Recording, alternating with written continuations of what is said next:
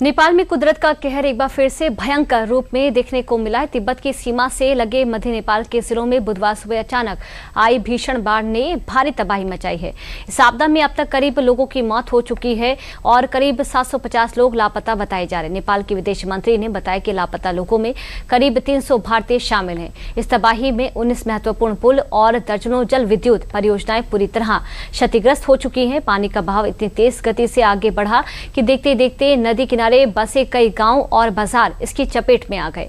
नेपाल सरकार और सेना द्वारा युद्ध स्तर पर राहत और बचाव अभियान चलाया जा रहा है। मौसम विभाग ने अभी भी नदी के इलाकों में खतरा बने रहने की चेतावनी दी है और लोगों से सुरक्षित स्थानों पर रहने की अपील की है। तो वहीं नेपाल में फ्लैश फ्लड से हुई भारी तबाही का असर उत्तर प्रदेश के सीमावर्ती इलाकों में भी देखने को मिल रहा है। बाढ़ ने खासकर बिहार के 6 जिलों और यूपी के 4 जिलों के लिए खतरे की घंटी बजा दी है। बाढ़ का पानी त्रिशूली नदी तक पहुंचने और वहां जलस्तर खतरे के निशान से ऊपर दर्ज होने के बाद बिहार और यूपी सरकार ने गंडक और नारायणी नदी से जुड़े जिलों में अलर्ट जारी कर दिया है। मुख्यमंत्री योगी आदित्यनाथ ने भी चिंता जताई है। उन्होंने कुशीनगर और महाराजगंज में गंडक नदी के जलस्तर में वृद्धि और बाढ़ की संभावना को देखते हुए स्थानीय प्रशासन को पूरी सतर्कता बरतने और आवश्यक तैयारियां सुनिश्चित करने के निर्देश दिए हैं। महाराजगंज, गोरखपुर, सिद्धार्थनगर, कुशीनगर और आसपास के नेपाल के सीमा से सटे क्षेत्रों में अलर्ट घोषित कर दिया गया है। योगी प्रशासन की ओर से नदी के जलस्तर और तटवर्ती इलाकों की लगातार निगरानी की जा रही है। निचले इलाकों में पानी बढ़ने की स्थिति को देखते हुए ग्रामीणों से सुरक्षित और ऊंचे स्थानों पर जाने के लिए तैयार रहने की अपील की गई है। हालांकि फिलहाल सिद्धार्थनगर में बाढ़ का खतरा नहीं बताया जा रहा है, लेकिन नेपाल में अचानक आई बाढ़ के बाद प्रशासन किसी भी स्थिति को लेकर पूरी तरह अलर्ट है। इसके अलावा बिहार के पश्चिमी चंपारण, पूर्वी चंपारण, गोपालगंज, सारण, मुजफ्फरपुर और वैशाली में प्रशासन को पूरी तरह अलर्ट मोड पर रखा गया है।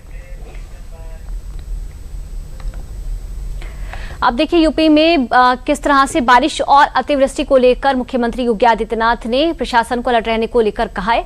आपको जानकारी दे दें कि खुद जो अधिकारी फील्ड पर उतरे, निरीक्षण करें, प्रभावित क्षेत्रों में जरूरतमंद परिवारों को हर संभव सहायता देने के निर्देश भी दिए हैं।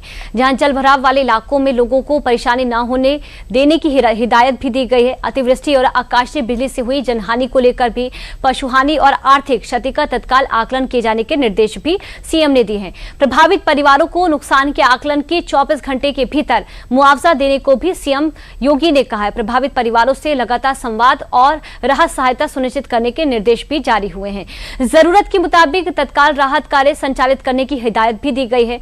मुख्यमंत्री योगी आदित्यनाथ ने प्रदेशवासियों से सावधानी बरतने की अपील की और अतिवृष्टि के दौरान नदियों और जलाशयों में जाने से बचने को कहा है। प्रशासन की सुरक्षा संबंधी निर्देशों का पालन करने की अपील भी की गई है। अब देखिए यूपी बिहार के कुछ जिलों में अलर्ट के बीच बाढ़ की स्थिति से निपटने के लिए एनडीआरएफ की तैयारियां पूरी तरह से हाई अलर्ट मोड पर नजर आ रही हैं। वो भी आपको बताते हैं। देखिए क्या कुछ जो तैयारियां हैं वो नजर आ रही। नेपाल से आने वाले अतिरिक्त पानी को लेकर अगले कुछ घंटे अहम रहेंगे, जहां बिहार में एनडीआरएफ की 9 टीम राहत बचाव के लिए जुटी हुई है, उन्हें तैनात किया गया है। पश्चिमी चंपारण और मुजफ्फरपुर में एनडीआरएफ की टीमें भेजी गई हैं। तटबंधों की 24 घंटे निगरानी के निर्देश भी दिए गए हैं।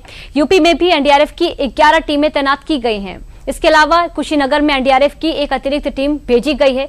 गंडक नदी के आसपास के इलाकों पर प्रशासन की नजर बनी हुई है।